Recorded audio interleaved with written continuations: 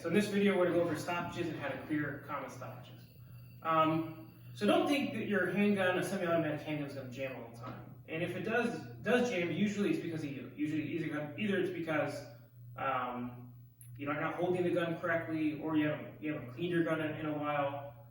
But for the most part, guns work. You shoot it, it's going to work. It's not just going to jam all the time on you. And if it is jamming all the time on you, then call me up and we'll learn how to use a gun, because this means you don't know how to use it properly. Okay, so before we start, all right, you always make sure your gun is clear. So these are fake, these are arms, they're not real. These are fake rounds. Right? Nothing in the chamber, everything's good. Okay, so the first thing we're going to do, the first stoppage you can have is the most basic stoppage. You're gonna go to shoot, nothing happens. So what do?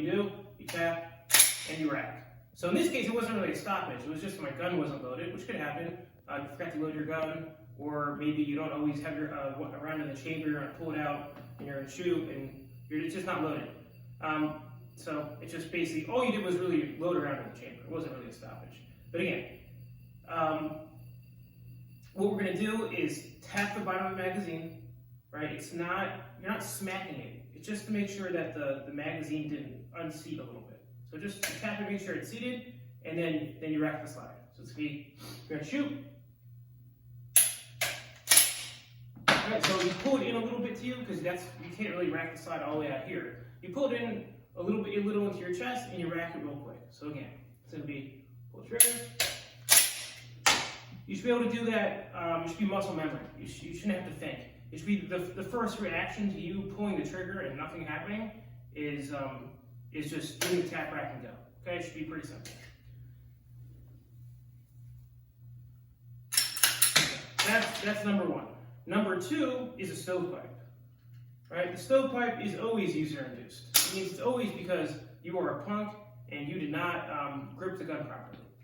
Why is it called a stovepipe? Because the casing doesn't come out completely, and it looks like a stovepipe. It's popping out of your gun full of stovepipe. So again, as you're doing this, you have to make sure to think, dang, I don't know how to grip my gun. I messed this up. Don't blame it on anyone else. I recently had someone who went to the range and said, my gun keeps on stovepiping, keeps on getting a stovepipe. And then, I fixed their grip and we held it properly, and the gun didn't stovepipe. The gun's not broken. You are broken, right? You are broken. You are the problem, and you should cry at home, or just maybe watch another video of actually how to properly grip a gun, because it means you are a punk and you're doing something incorrect. Okay, so you're not going to do tap or rack and go. If you tap, rack, and go a stovepipe, sometimes it'll work. Honestly, sometimes it'll work, but sometimes there's nothing pushing this little casing out of the gun.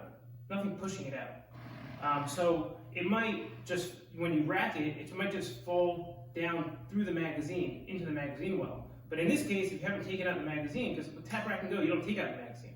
So it's just going to fall, it's going to get stuck in the magazine, and then you're going to jam your gun even more.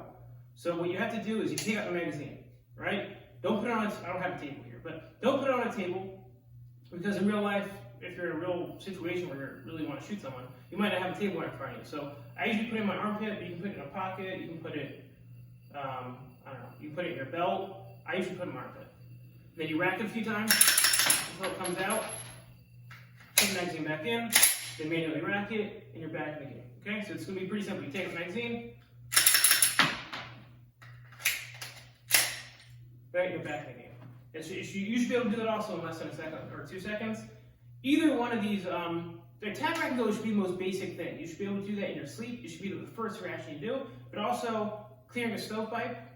Look, it could happen under pressure. You don't grip the gun properly. It can happen. Now, I won't blame you for it. It could be maybe you're a little injured, and I don't know that your gun stovepipes. But even that, you should be able to practice that, and you should be able to do it out of muscle memory. You shouldn't be thinking. If at any point during any one of these drills you think, "Oh, what do I do next?" It means you haven't drilled enough. Okay, that's it.